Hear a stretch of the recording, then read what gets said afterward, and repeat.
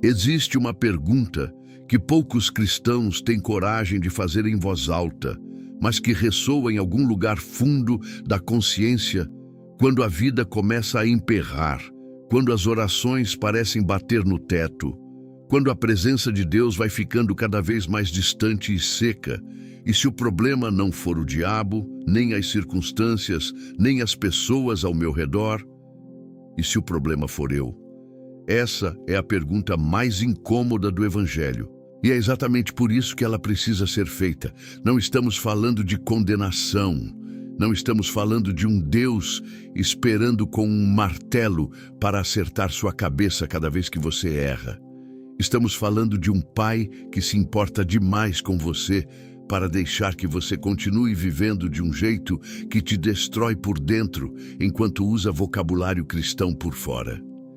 Estamos falando de um Deus que se irrita, e essa palavra precisa pousar com todo o peso que ela carrega. Deus se irrita. A Bíblia não tem vergonha de dizer isso. No livro de Ezequiel, capítulo 6, versículo 9, Deus fala algo que deveria parar qualquer coração.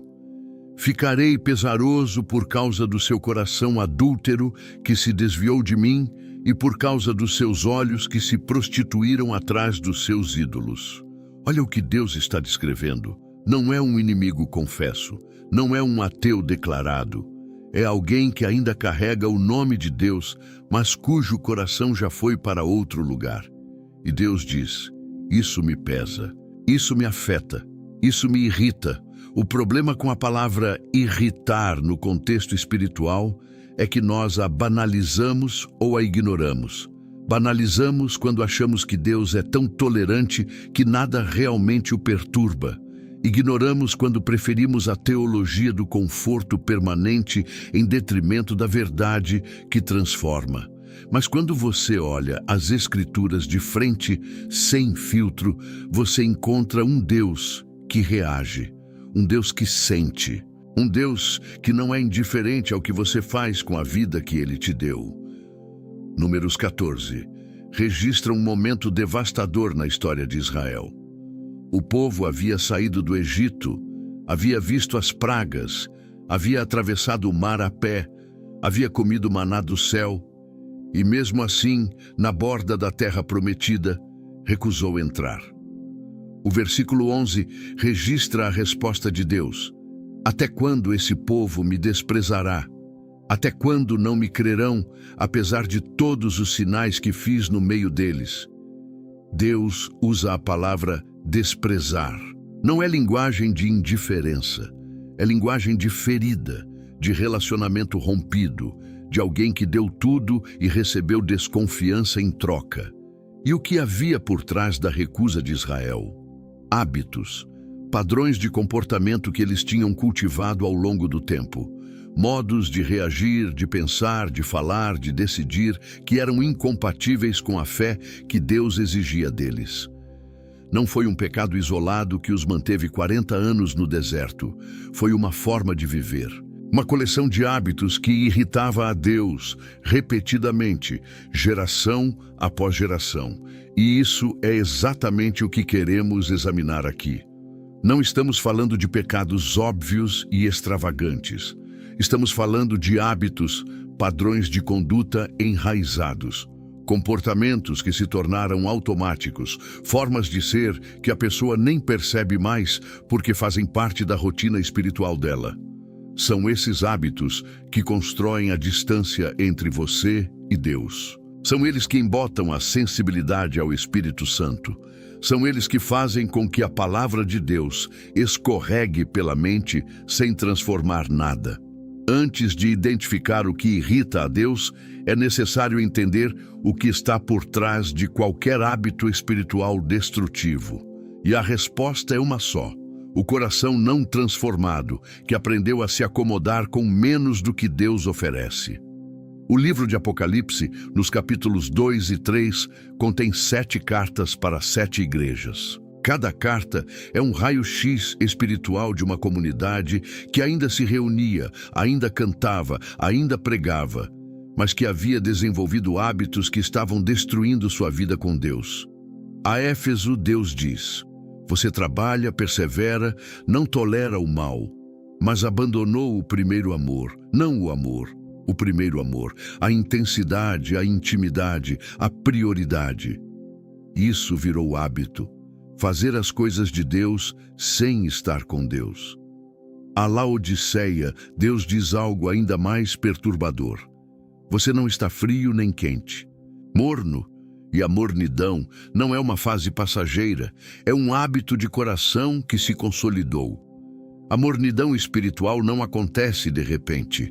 Ninguém deita cheio de fogo de Deus e acorda no dia seguinte indiferente. A mornidão é o resultado de hábitos acumulados. A oração que foi encurtando, a palavra que foi sendo trocada por conteúdo mais conveniente, a obediência que foi sendo adiada com promessas de "vou mudar depois". A sensibilidade ao espírito que foi sendo silenciada pela barulheira do dia a dia. Você consegue me ouvir nisso? Não como condenação, mas como diagnóstico honesto. Porque existe uma diferença enorme entre o cristão que peca e sente, que tropeça e volta correndo, que falha e chora diante de Deus, e o cristão que desenvolveu hábitos que sustentam o pecado sem o peso da consciência. O primeiro ainda está vivo espiritualmente. O segundo está em perigo real, porque o hábito já anestesiou o que deveria doer. Deus se irrita não com a fragilidade humana. Ele a conhece melhor do que qualquer um. O Salmo 103 diz que ele sabe que somos pó. Deus tem compaixão da fraqueza. O que irrita a Deus é a escolha deliberada de permanecer no que a palavra já iluminou como errado. É o hábito de receber a luz e apagar a lâmpada. É a consistência da desobediência disfarçada de normalidade. E por isso, essa mensagem não começa com "aqui estão 4 coisas que você precisa parar de fazer". Ela começa com uma pergunta mais profunda. O que está no seu coração que faz com que você continue voltando aos mesmos padrões, às mesmas reações, às mesmas escolhas que você sabe que não agradam a Deus? Jeremias 6,16 registra um apelo que Deus faz ao povo através do profeta. Ponde-vos nos caminhos e vede, perguntai pelas veredas antigas, onde está o bom caminho? Andai por ele e achareis descanso para as vossas almas. A resposta que Israel deu foi direta e aterrorizante. Não andaremos. Não era ignorância, era recusa, era hábito de coração. Eles sabiam onde era o caminho e escolheram não andar nele. Esse "não andaremos" é o denominador comum de todo hábito que irrita a Deus. Não é sempre uma negação verbal e consciente. Às vezes, é o silêncio quando você deveria falar com Deus. A distração quando deveria ouvir. A frieza quando deveria se dobrar. A justificativa quando deveria se arrepender. O adiamento quando deveria obedecer agora. Nas partes que se seguem, vamos examinar 4 desses hábitos com honestidade bíblica e pastoral. Não para te destruir, mas para te libertar. Porque o mesmo Deus que se irrita com o hábito destrutivo é o Deus que diz em Oséias 14:4, "Eu os amarei livremente, pois a minha ira se apartou deles". O chamado aqui não é para a culpa, é para o retorno, não é para a religiosidade renovada, é para o relacionamento restaurado. Deus não quer sua performance, Ele quer você. Mas não a versão de você que se acomodou com hábitos que te mantém longe dele. Deixa isso pousar por um momento. O primeiro hábito que irrita a Deus não é o mais óbvio, e talvez seja exatamente por isso que seja o mais perigoso. Não estamos falando de imoralidade explícita, nem de idolatria declarada, nem de violência ou desonestidade. Estamos falando de algo que se instalou tão suavemente na vida cristã contemporânea que quase não dá para distinguir da espiritualidade genuína. O hábito de ouvir a Deus sem nenhuma intenção real de obedecer. Isso tem um nome nas Escrituras. Ezequiel o descreve com uma precisão cirúrgica no capítulo 33, versículos 30 a 32. Deus fala ao profeta sobre o povo que o rodeava. Quanto a ti, filho do homem, os filhos do teu povo falam contigo junto às paredes e nas portas das casas, e falam uns com os outros, cada um com o seu irmão, dizendo: Vinde, peço-vos, e ouvi que palavra sai do Senhor.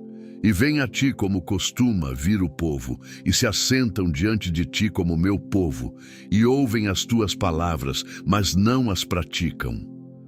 Leia com calma. Eles vinham, eles se sentavam, eles ouviam, faziam tudo o que parecia correto por fora. Mas Deus completa: pois com a sua boca fazem muita demonstração de amor, mas o seu coração vai após a sua avareza, e tu és para eles como uma canção de amor, de quem tem uma bela voz e toca bem um instrumento. Eles ouvem as tuas palavras, mas não as praticam. Uma canção bonita, algo que emociona por um momento e depois é esquecido. Isso é o que a palavra de Deus se torna quando cultivamos o hábito de ouvi-la sem deixar que ela nos mude. Você já percebeu que é possível frequentar cultos por anos, ouvir pregações poderosas, anotar versículos, partilhar devocional nas redes e ainda assim não mudar quase nada de substantivo na sua vida? Não porque a palavra é fraca, mas porque o hábito de receber sem responder vai progressivamente endurecendo a terra do coração. É o que Jesus descreve na parábola do semeador. A terra não mudou o tipo de semente. A semente era a mesma para todos. O que variou foi o estado do solo. E o solo pedregoso não é aquele que nunca ouviu. É aquele que recebe com alegria e não tem raiz. A alegria é real. A emoção é genuína. Mas não há comprometimento de obediência e sem raiz, a palavra seca antes de produzir qualquer fruto. O que forma esse solo pedregoso? O hábito repetido de ouvir sem responder. Toda vez que você recebe uma convicção do Espírito Santo sobre um relacionamento que precisa ser restaurado, sobre uma ofensa que precisa ser pedida perdão, sobre um hábito que precisa ser abandonado, sobre uma obediência que precisa ser iniciada, e você reconhece internamente a voz de Deus, mas não age, você está depositando mais uma camada de pedra no seu coração. Uma camada invisível, mas real. Tiago não suaviza isso. No capítulo 1, versículos 22 a 24, ele escreve: Sede cumpridores da palavra e não somente ouvintes, enganando-vos a vós mesmos. Porque se alguém é ouvinte da palavra e não cumpridor dela, esse é semelhante ao homem que contempla no espelho a sua face natural, pois contemplou-se a si mesmo e retirou-se, e logo se esqueceu de como era. A imagem é poderosa e perturbadora. O espelho funciona, a reflexão é clara. O problema não é falta de informação, é falta de ação. E Tiago chama isso de auto-engano. A pessoa se convence de que ouvir equivale a obedecer, de que conhecer equivale a praticar, de que concordar com a verdade equivale a viver por ela. Esse engano é sutil, porque não dói imediatamente. Você pode viver anos nesse hábito sem colapso aparente. A vida religiosa continua funcionando. Os cultos continuam. Os louvores continuam. As conversas espirituais continuam. Mas internamente, a sensibilidade ao espírito vai diminuindo. A convicção que antes chegava com força, agora passa suave demais. A voz de Deus, que antes soava clara, começa a aparecer distante.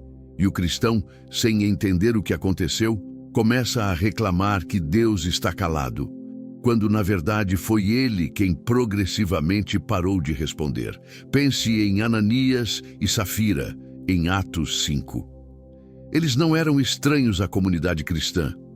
Eram parte da igreja primitiva, no centro do maior derramamento do Espírito que o mundo havia visto. Viram milagres, ouviram Pedro pregar, estavam no ambiente certo, mas cultivaram o hábito da aparência sem a substância, venderam a propriedade, trouxeram parte do dinheiro, fingiram que era tudo e morreram.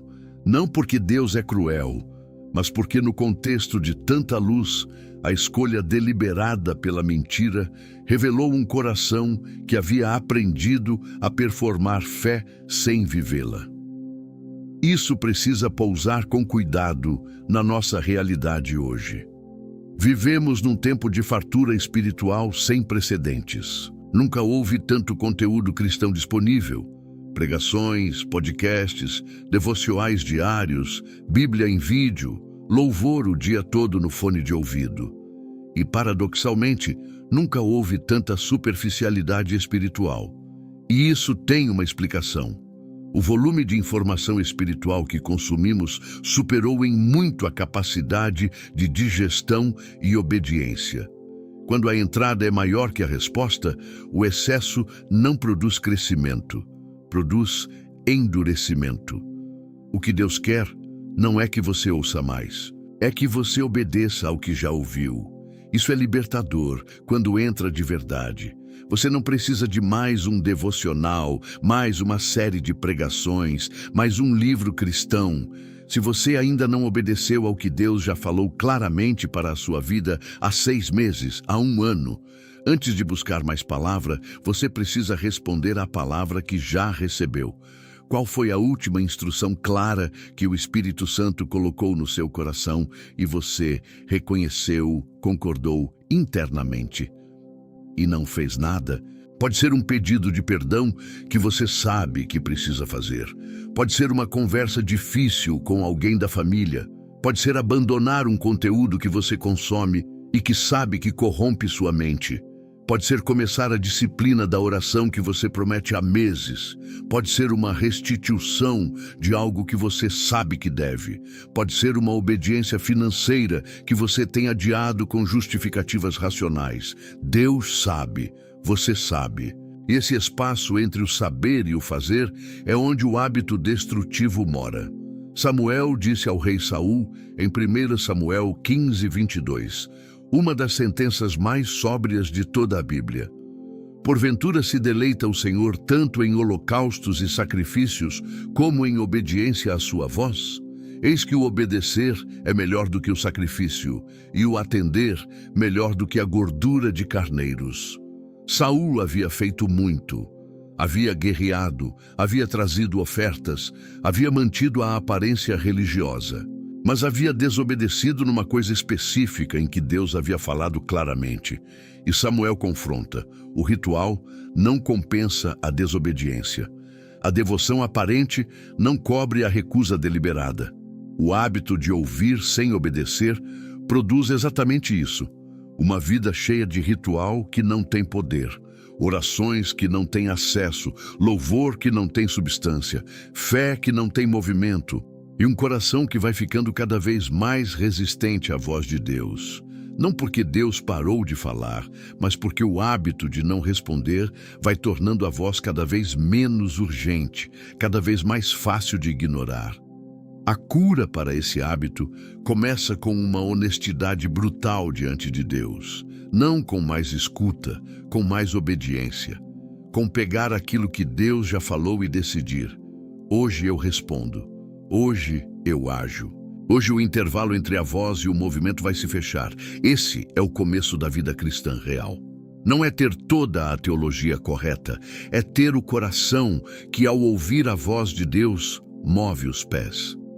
Existe um hábito que a Bíblia chama de abominação. A palavra original hebraica é toeva, e ela não é usada levianamente nas Escrituras. Ela aparece para descrever práticas que contaminam, que corrompem a terra, que Deus não apenas desaprova, mas detesta ativamente. E um dos contextos em que ela aparece é inesperado para muitos. O hábito da oração e da adoração, vindas de uma vida que deliberadamente ignora o clamor do pobre e do necessitado.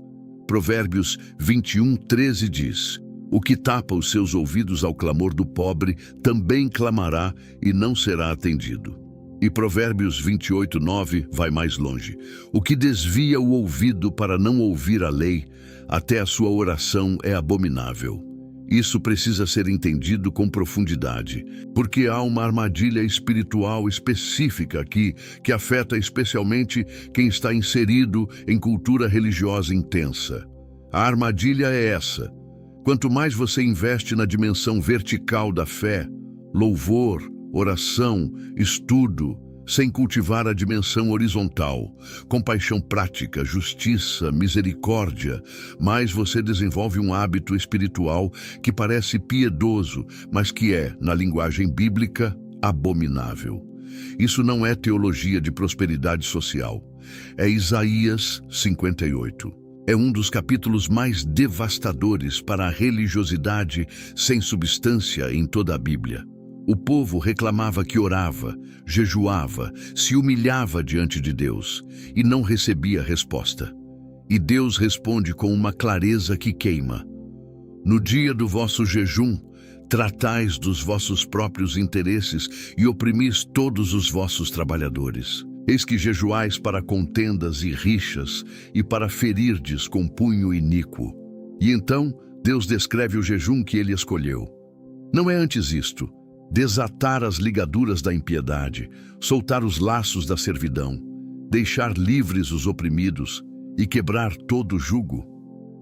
O hábito do ritual religioso divorciado da justiça prática não é neutro. Ele irrita a Deus porque usa o nome de Deus para cobrir um coração que não foi transformado pela compaixão de Deus. É o hábito de amar a Deus com os lábios enquanto ignora o irmão com as mãos. E aqui, o segundo hábito que irrita a Deus se revela com toda a sua força: o hábito da indiferença praticada com vocabulário piedoso. Não confunda isso com culpa genérica. Não estamos dizendo que todo cristão precisa resolver todos os problemas sociais do planeta. Estamos falando de algo muito mais próximo e específico. A pessoa que está ao seu redor, que você vê que tem uma necessidade real e que você ignora sistematicamente enquanto mantém uma vida religiosa intensa. O jovem rico em Marcos 10 não era um homem mau no sentido óbvio. Quando Jesus listou os mandamentos, ele respondeu sinceramente: Mestre, tudo isso tenho guardado desde a minha mocidade. E o texto diz algo lindo e doloroso ao mesmo tempo. Jesus, olhando para ele, o amou. Deus olhou para esse homem e sentiu amor. Mas então disse o que precisava ser dito: falta-te uma coisa. Vai, vende tudo o que tens, dá-o aos pobres e terás um tesouro no céu. Depois, vem e segue-me. O jovem foi embora triste, não porque era mau, mas porque havia cultivado um hábito de coração: guardar para si. E esse hábito, enraizado pela riqueza, era mais forte que o desejo de seguir a Jesus. A indiferença não é sempre frieza declarada. Às vezes, ela se disfarça de ocupação. Estou muito envolvido com o ministério para ter tempo para as necessidades práticas dos outros. Às vezes, se disfarça de teologia. Eu oro por eles e Deus provê. Às vezes, se disfarça de discernimento. Não sei se essa necessidade é genuína. Todas essas são formas sofisticadas de tapar o ouvido ao clamor do pobre. E Provérbios já avisou qual é a consequência. Pense em Dorcas, em Atos 9. Quando ela morreu, as viúvas que a rodeavam não trouxeram cartas de recomendação teológica, não descreveram seus dons espirituais, não falaram sobre suas pregações. Elas trouxeram as túnicas e as vestes que ela havia costurado para eles. A evidência da vida de Dorcas não era abstrata. Era tangível, tecida, entregue nas mãos de quem precisava. E Pedro, movido pela cena, orou. E Deus a ressuscitou. Eu não estou dizendo que obras te salvam. Estou dizendo que a ausência de obras revela que algo está ausente na salvação que você diz ter recebido. Tiago 2,17 é enfático. Assim também a fé, se não tiver obras, é morta em si mesma. Morta. Não fraca, não imatura. Morta. O hábito da indiferença é especialmente perigoso porque é invisível para quem o pratica. Ninguém acorda de manhã e decide: Hoje vou ser indiferente ao sofrimento do meu próximo. O hábito se forma por omissões repetidas, por olhares desviados, por situações que você notou e escolheu não registrar, por necessidades que chegaram até você e que você neutralizou rapidamente com uma racionalização.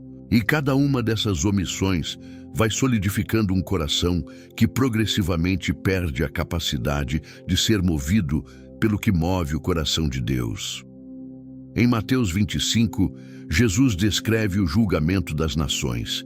E o critério que ele usa para separar as ovelhas dos bodes não é doutrina, não é frequência em cultos, não é habilidade ministerial.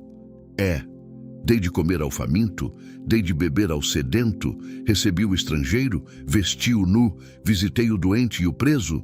E o que choca na passagem é que os da esquerda não eram necessariamente ímpios declarados.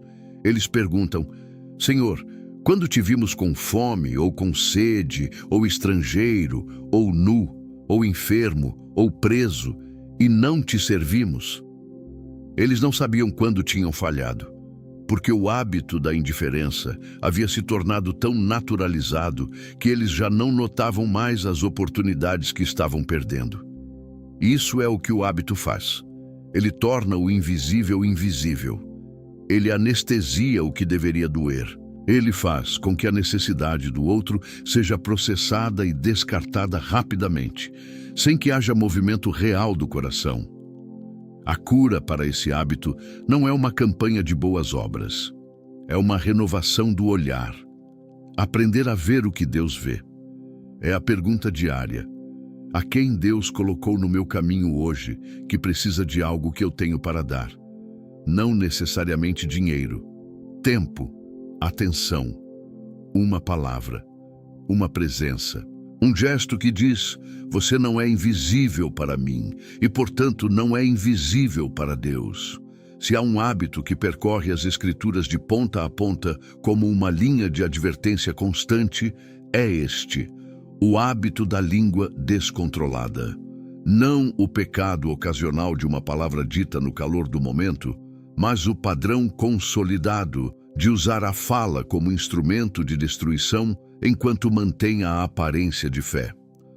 Tiago dedica quase todo o 3º capítulo de sua carta a isso.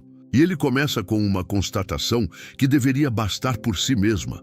A língua é um fogo, é um mundo de iniquidade. A língua está colocada entre os nossos membros e contamina todo o corpo. Um mundo de iniquidade, não um problema, não uma fraqueza. Um mundo inteiro de pecado embalado num órgão pequeno que você usa dezenas de milhares de vezes por dia.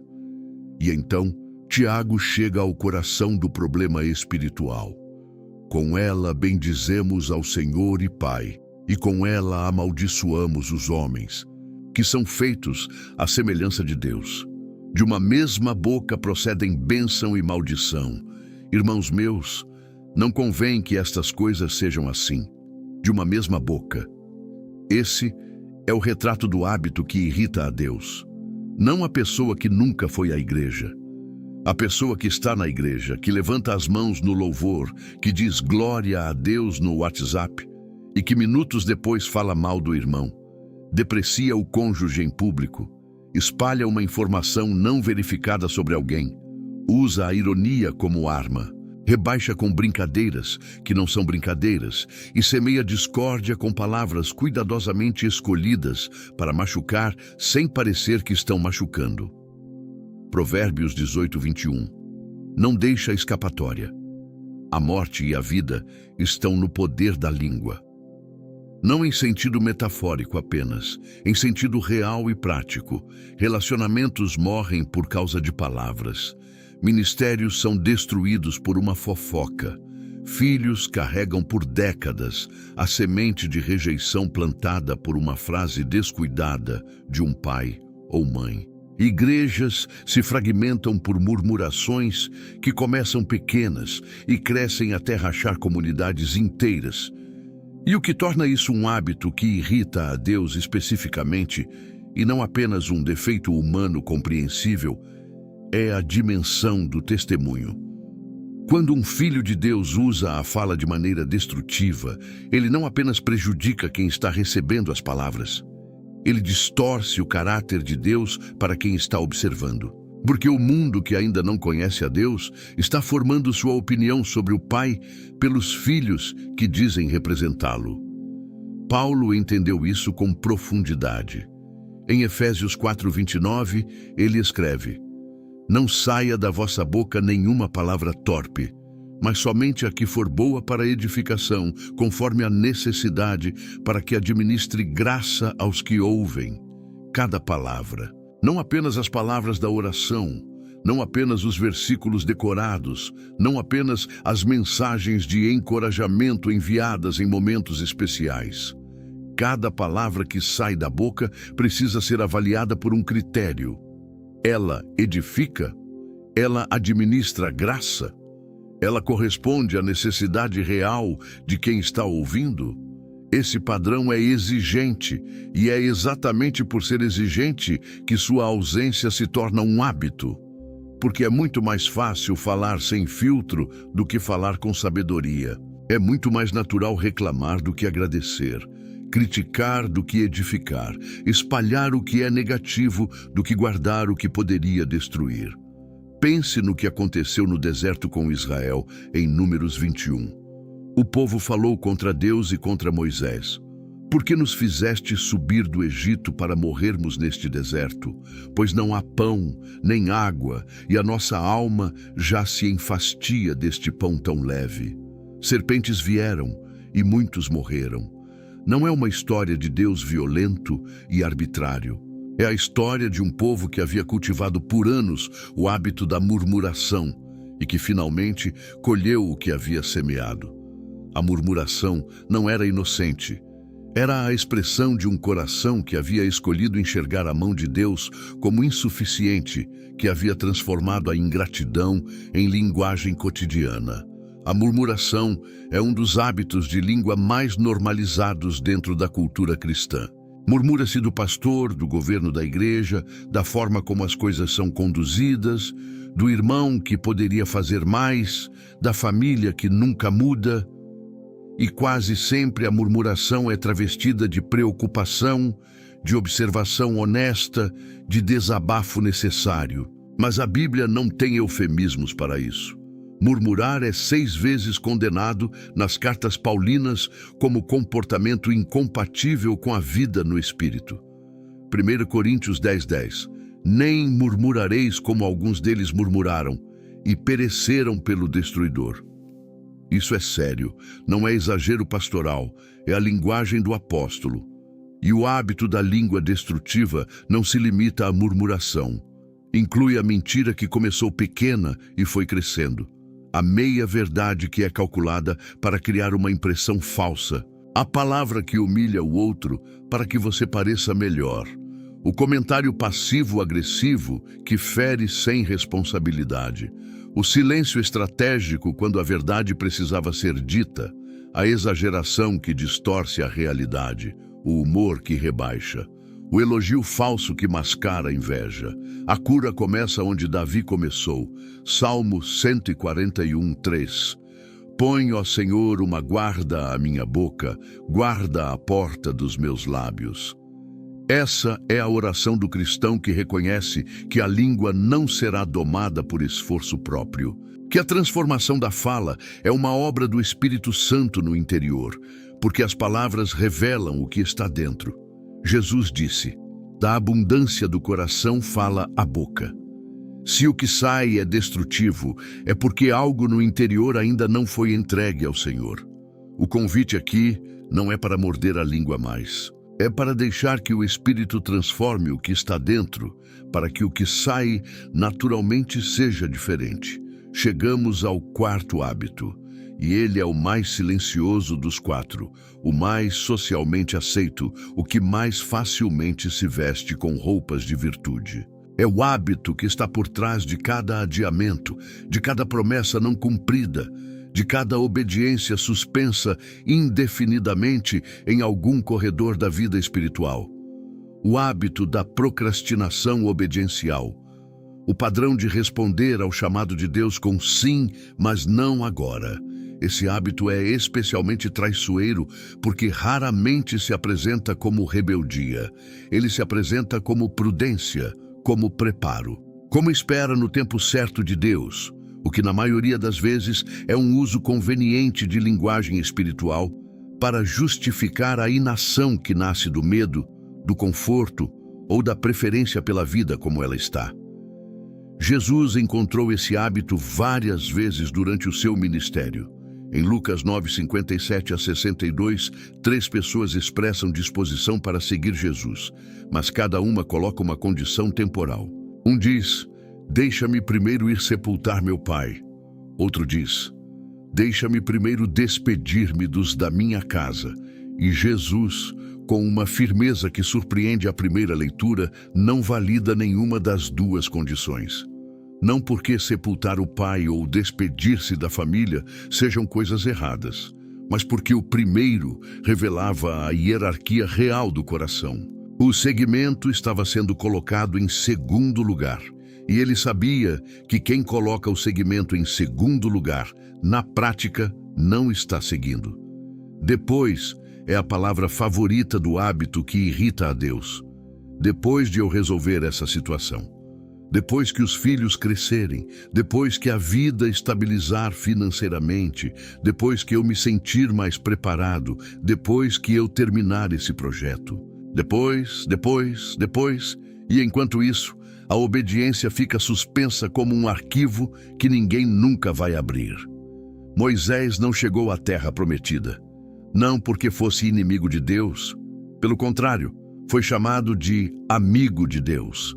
Mas em Números 20, numa única cena de desobediência, ele golpeou a rocha quando Deus havia dito para falar com ela. E Deus disse: por isso não entrarás na terra. Isso parece severo demais à primeira leitura. Mas o que estava em jogo não era a técnica de como extrair água de uma pedra. Era a santidade do caráter de Deus diante do povo. Era a mensagem que o líder transmite quando age por impulso próprio, em vez de obediência precisa. Cada desvio pequeno da instrução de Deus, por mais justificável que pareça, tem peso, porque Deus não está nos pedindo obediência perfeita para nos torturar com exigências impossíveis. Ele está nos pedindo obediência como expressão de confiança. Cada sim, Senhor, dito concretamente, é uma declaração de que você acredita que o caminho de Deus é melhor que o seu próprio caminho. Cada depois é, na linguagem do coração, uma pequena declaração de desconfiança. Hebreus 11:8 descreve Abraão com uma simplicidade que contém grandeza.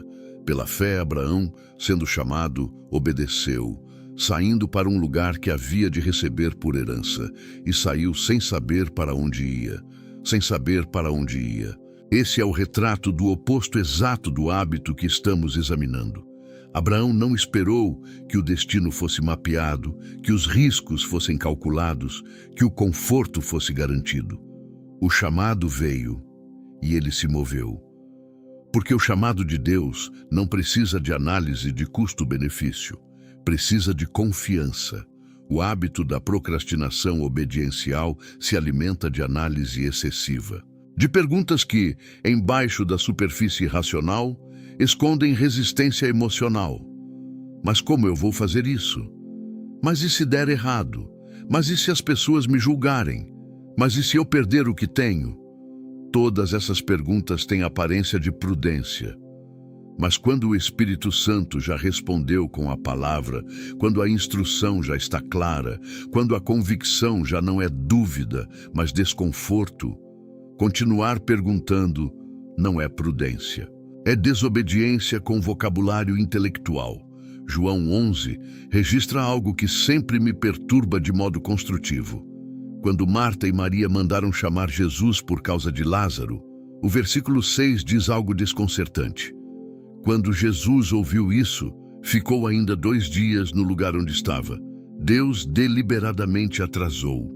Deliberadamente deixou que a situação chegasse ao pior cenário possível, a morte, o sepulcro, o cheiro de decomposição. porque o milagre que ele tinha em mente era maior do que a cura que eles estavam pedindo. Às vezes, Deus atrasa para revelar mais, mas esse é o atraso soberano de Deus. E ele é completamente diferente do atraso que você escolhe quando a instrução já foi dada e você escolhe não mover. A diferença entre esperar em Deus e procrastinar em desobediência pode ser descrita assim: a espera em Deus é ativa, posicionada, preparada, com o coração voltado para Deus, aguardando a hora certa para agir. A procrastinação é passiva, desviada, ocupada com outras coisas, com o coração voltado para o conforto do presente, enquanto evita o desconforto da obediência futura. Isaías 1:19 coloca essa questão em termos absolutamente diretos. Se quiserdes e ouvirdes, comereis o bem desta terra, mas se recusardes e fordes rebeldes, sereis devorados pela espada. Querer e ouvir, ou recusar e ser rebeldes. Não há terceira via. O depois não é uma terceira via. É a via da recusa vestida de intenção futura. Qual é a obediência que você tem adiado? Não no sentido vago de preciso melhorar minha vida espiritual. No sentido específico, o Espírito já falou, a palavra já foi clara, a convicção já chegou e você escolheu não mover. Isso é o que precisa ser nomeado agora, não amanhã. Chegamos ao ponto em que a mensagem precisa fazer o que toda mensagem verdadeiramente bíblica faz. Não apenas diagnosticar, mas confrontar com a urgência do tempo. Porque o título desta palavra não é 4 hábitos que poderiam ser melhorados. É: abandone-os antes que seja tarde demais. E a expressão tarde demais não é retórica vazia para criar tensão emocional. É uma realidade bíblica que precisa ser levada com seriedade total. Existe uma janela, e as Escrituras são claras que ela pode fechar. Hebreus 3, 7 e 8 cita o Salmo 95 com uma urgência que atravessa séculos. Hoje, se ouvirdes a sua voz, não endureçais os vossos corações. O hoje não é casual, é deliberado. O Espírito Santo, ao inspirar essa frase, escolheu a palavra que carrega a maior densidade de urgência possível. Agora, este momento, esta hora, não o próximo domingo. Não depois da próxima crise que te acordar. Hoje, e a advertência continua no versículo 13. Exortai-vos uns aos outros cada dia, enquanto dura este tempo chamado hoje, para que nenhum de vós se endureça pelo engano do pecado. O hábito endurece. Esse é o perigo real.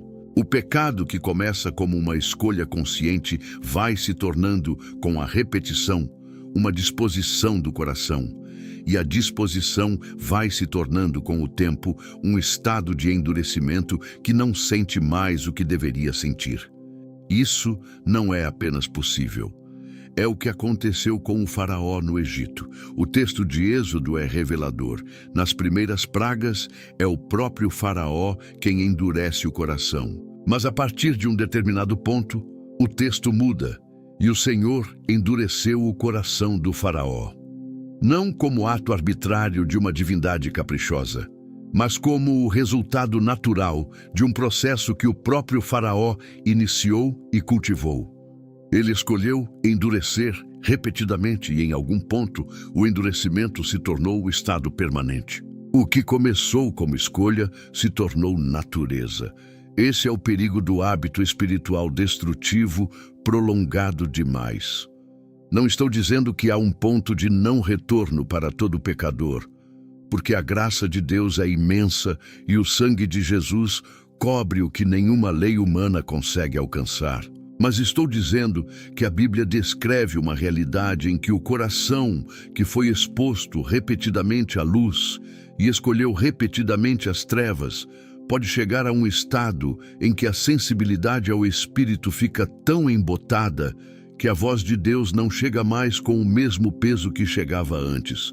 E o problema é que, nesse estado, a pessoa não necessariamente percebe, porque o endurecimento não vem com aviso, não vem com colapso visível. O culto continua, a linguagem religiosa continua, a autoidentificação como cristão continua.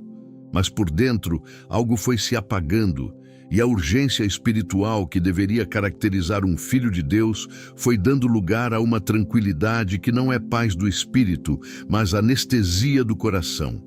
Apocalipse 2:5 traz uma das instruções mais específicas e ameaçadoras do Novo Testamento. Deus fala à igreja de Éfeso: lembra-te, pois, de onde caíste, arrepende-te e pratica as primeiras obras. Se não fizeres isso, virei a ti e moverei do seu lugar o teu candelabro, se não te arrependeres. O candelabro removido, a presença de Deus retirada, a luz apagada, não do mundo, da comunidade, não de fora, de dentro. E o sinal de que isso aconteceu pode não ser externo. A congregação pode continuar se reunindo, pregando, cantando, sem perceber que o Espírito já foi embora. A presença de Deus não é automática. Ela não permanece por inércia. Ela responde à abertura do coração, à humildade, ao arrependimento, à obediência. E ela pode partir, silenciosamente, gradualmente, quando esses hábitos de rejeição acumulada constroem uma barreira entre a alma e o Senhor. Isso é o que faz a urgência desta mensagem ser real e não manipulativa. Pense no momento em que Sansão acordou, depois que Dalila havia chamado os filisteus. Juízes 16:20. Então Sansão despertou do seu sono e disse: sairei desta vez como das outras, e me sacudirei. Mas não sabia que o Senhor já se havia retirado dele. O mais trágico da sentença não é a derrota que se seguiu, é o não sabia. Sansão não sabia. A força havia partido, a presença havia ido, e ele pensava que estava igual às outras vezes. Isso é o que o hábito prolongado faz. Ele cria a ilusão de que tudo está igual, enquanto, na realidade, algo precioso foi se esvaindo. E a pessoa age no piloto automático espiritual. Vai ao culto, ora por obrigação, canta por costume, sem perceber que há uma distância enorme entre onde está e onde deveria estar. A pergunta que esse momento exige não é: estou indo bem espiritualmente de maneira geral? Essa pergunta pode ser respondida com auto-engano. A pergunta correta é: existe algo que o Espírito Santo já me mostrou que precisa mudar, que eu ainda não mudei, e estou tão acostumado com isso que nem sinto mais o peso? Porque se a resposta for sim, você está mais próximo do endurecimento do que imagina. E o remédio não é complexo, é antigo. É o remédio que o próprio Deus ofereceu em 2 Crônicas 7:14.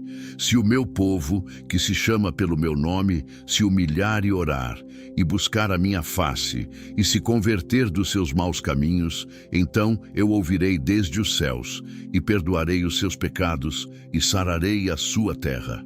4 verbos: humilhar-se, orar, buscar a face de Deus, converter-se dos maus caminhos. Não 5 anos de processo terapêutico espiritual. Não uma peregrinação a um lugar sagrado. 4 atos do coração que, quando genuínos, abrem os céus. Mas, e esse é o ponto crítico desta parte da mensagem, eles precisam ser genuínos. A humildade que Deus exige não é a que aparece na linguagem, mas a que aparece na disposição real de mudar. A conversão que Deus aceita não é a que é declarada com lágrimas no culto e esquecida na segunda-feira.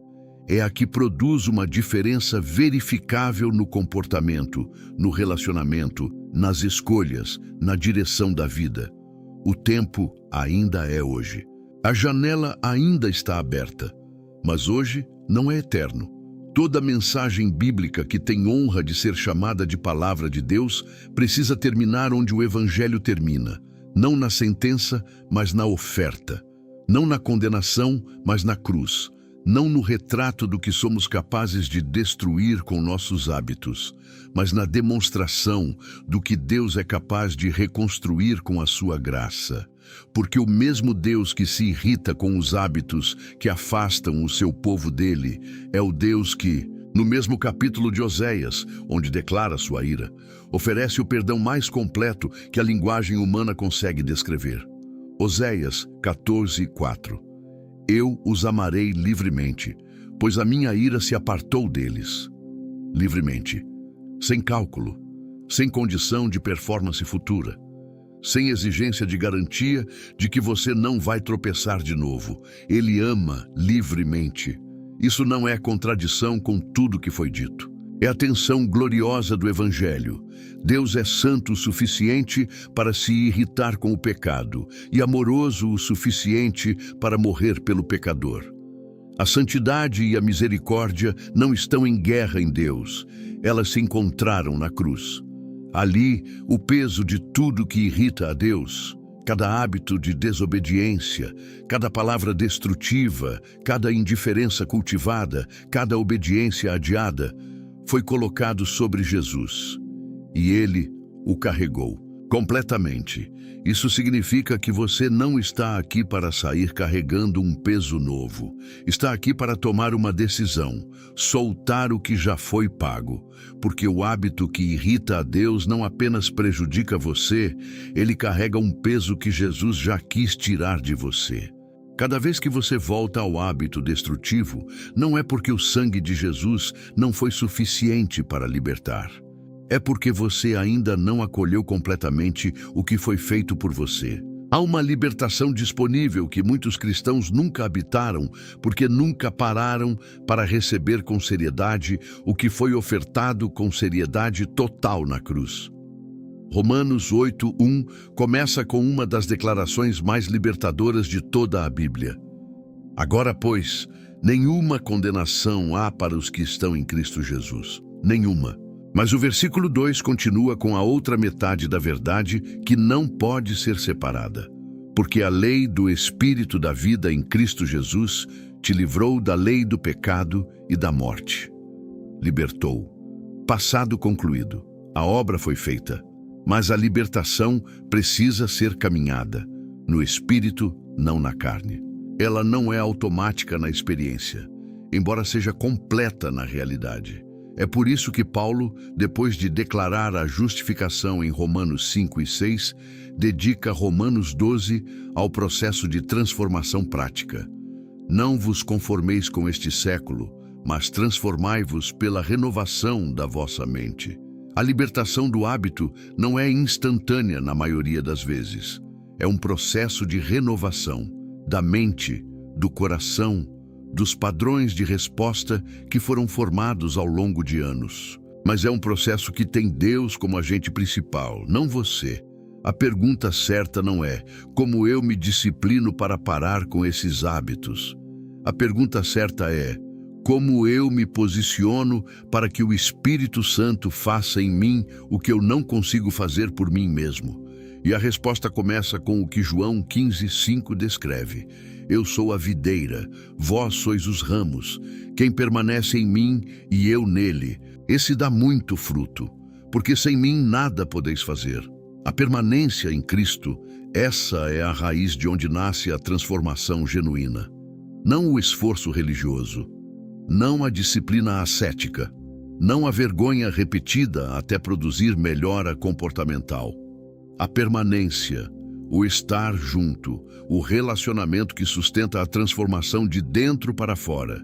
E permanecer em Cristo é concreto. É a palavra que você decide não apenas ler, mas meditar até que ela mude sua perspectiva.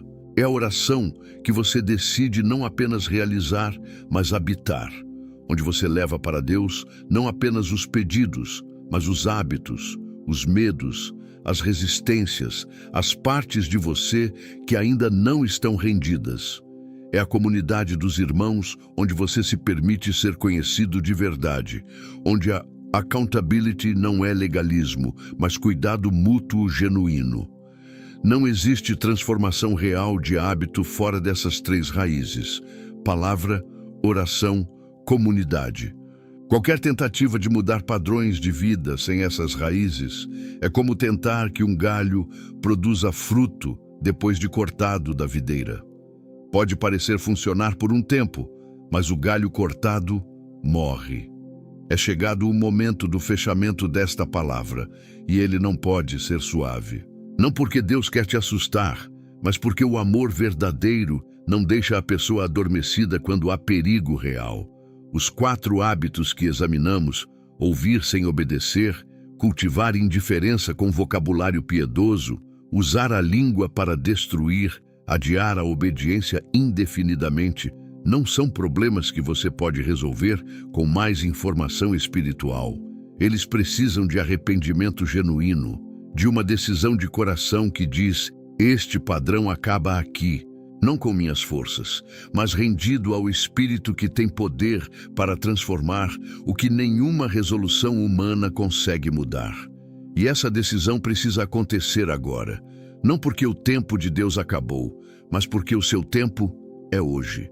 O amanhã que você imagina não está garantido. A janela de sensibilidade ao Espírito que você sente neste momento não retorna automaticamente. E o custo de mais um adiamento pode ser exatamente aquele endurecimento imperceptível que Hebreus advertiu ser o perigo real do pecado praticado com repetição. Então, diante de tudo que foi dito, deixa que esta palavra final te encontre com toda a força do amor de Deus por você. Deus não quer que você viva abaixo do que foi comprado para você. Não quer que você carregue hábitos que te separam dele. Não quer que você chegue ao final da vida e perceba que viveu uma espiritualidade de casca, com linguagem de fé e vida de distância. Ele quer você, não a versão performática. Você, com seus medos, com suas resistências, com sua história de adiamentos e omissões e palavras que não deveriam ter sido ditas. Venha agora, não com promessa de ser diferente daqui para frente. Com a honestidade de quem sabe que não consegue por si mesmo, mas que se rende ao único que consegue. Examinai-me, ó Deus, e conhecei o meu coração. Provai-me e conhecei os meus pensamentos, e vede se há em mim algum caminho mau, e guiai-me pelo caminho eterno. Salmos 139, 23, 24.